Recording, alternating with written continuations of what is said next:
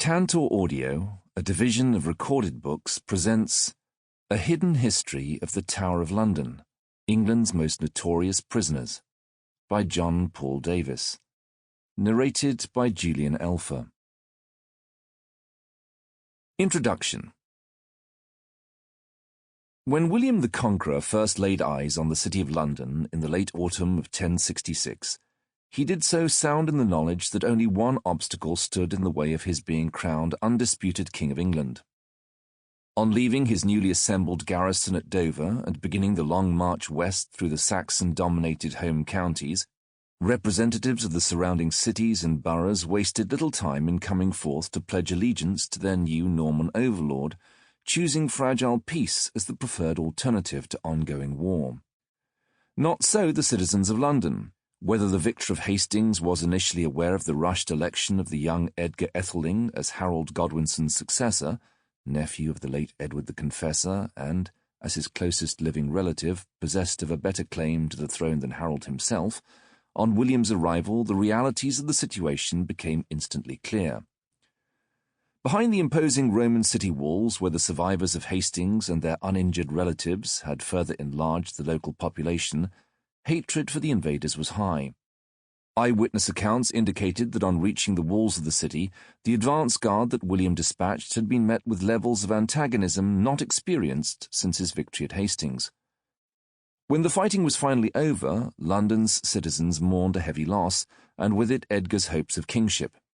As the conqueror moved swiftly onward, nullifying all further threats while at the same time preparing for his coronation, the advance guard was assigned a new task: to construct a fortress as a defence against the inconstancy of the numerous and hostile inhabitants. Like other fortifications William erected in London that year, this one would only be temporary. Chosen for its strategic importance, located towards the city's southeast corner where Alfred the Great's rebuilt wall continued to stand tall, and where the ancient Fort Arx Palatina had been established in the 4th century, the setting was practically perfect. Assisted by the engineering genius of England's earlier rulers and the natural defences of the north bank of the Thames, as well as being enclosed by a deep ditch and a timber palisade, William's defence against the hostile inhabitants was achieved on all sides. In doing so, it marked the beginning of the Tower of London's 1,000-year dominance over England's history. Unlikely though it is that England's new king could have envisioned that such an unremarkable timber assembly would one day lead to the formation of a building around which the nation's destiny would always revolve, even in its early days the tower was clearly conceived with defence in mind. Within 12 years of the Norman invasion, work was already in place on constructing a massive stone keep behind the wooden palisade, which by the next century had become famed as the city's undisputed focal point.